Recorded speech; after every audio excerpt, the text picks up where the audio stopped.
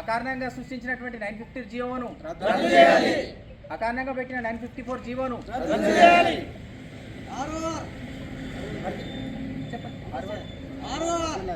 అమలు చేయాలి.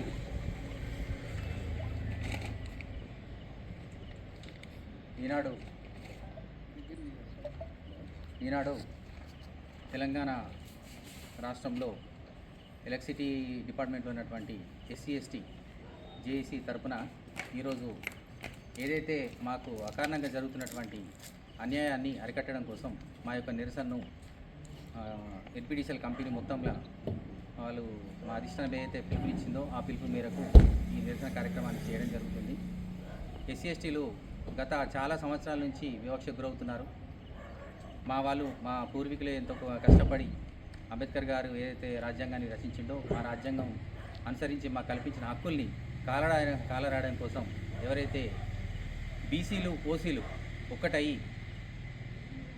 ఇప్పుడిప్పుడే ఎదుగుతున్నటువంటి ఎస్సీ ఎస్టీలను అణగార్చి అంటే వారిని తొక్కివేయడం కోసం వాళ్ళు ఏదైతే ఆలోచనలు రూపుదాల్చుకొని కొత్త జీవోలు ఇంప్లిమెంట్ చేస్తూ 954 జీవో ఏదైతే జోనల్ వ్యవస్థ కోసం ఇంప్లిమెంట్ చేసిన జీవోని తీసుకొచ్చి ఈ ఎన్పీడీసీఎల్ సెక్టార్లో కానీ ఎస్పీడీసీలో కానీ ఇంప్లిమెంట్ చేయడం కోసం వాళ్ళు చాలా పెద్ద కుట్ర పన్నారు. దానికోసం ధర్నాలు చేయడం, మా బతుకుల్ని చిన్నభిన్నం చేయడం కోసం, మా ప్రమోషన్లో వచ్చే రిజర్వేషన్ని విచ్ఛిన్నం చేసి మా బతుకులు ఇంకా కింది స్థాయికి దిగజార్చే ప్రయత్నం చేస్తున్నారు. ఇది మంచి పద్ధతి కాదు.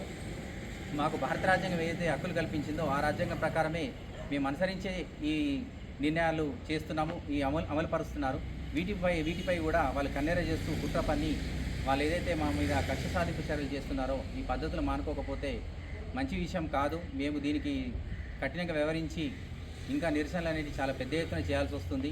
వాళ్ళు కూడా అర్థం చేసుకోవాలా, భారత రాజ్యాంగం కేవలం ఎస్సీఎస్టీలకు కల్పించింది కాదు, బీసీలు అందరికి కూడా, బీసీలు ఓసీలకు కూడా భారత రాజ్యాంగాన్ని అనుసరించే ఇవాళ మన దేశ రాజ్య పరిస్థితి అనుకూలంగా నడుస్తుంది. కాబట్టి వాళ్ళ రాజ్యాంగానికి అనుసరించే రాజ్యం నడుస్తున్నప్పుడు ఈ వివక్ష ఎందుకో నాకు అర్థం కావట్లేదు. కొందరు నాయకులు కావాలని వాళ్ళు జనాల్ని మా మధ్యలో బీసీల మధ్యలో కానీ ఓసీల మధ్యలో ఎస్సీ ఎస్టీల మధ్యలో అందరి మధ్యలో మైనారిటీల మధ్యలో అందరికీ కూడా ఒక చిచ్చు పెట్టే ప్రయత్నం చేస్తున్నారు. దయచేసి అందరూ అర్థం చేసుకోవాలి.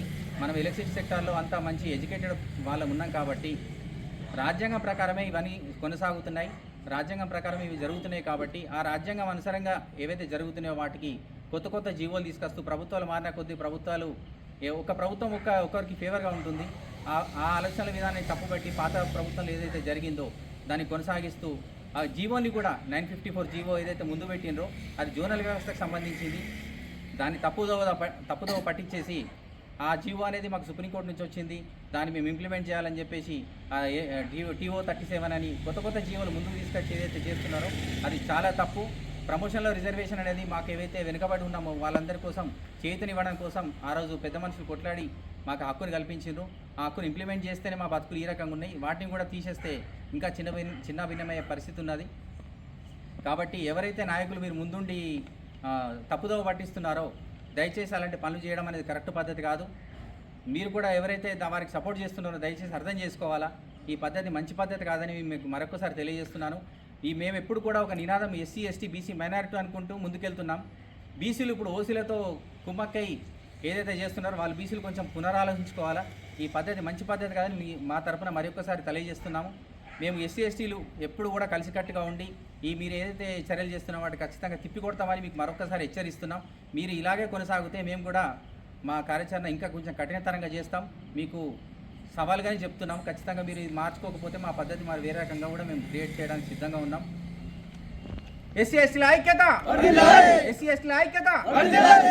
ప్రమోషన్ల రిజర్వేషన్ పాత పద్ధతిని, ప్రమోషన్ల రిజర్వేషన్ పాత పద్ధతిని. జై భీమ్, జై సేవలాల్.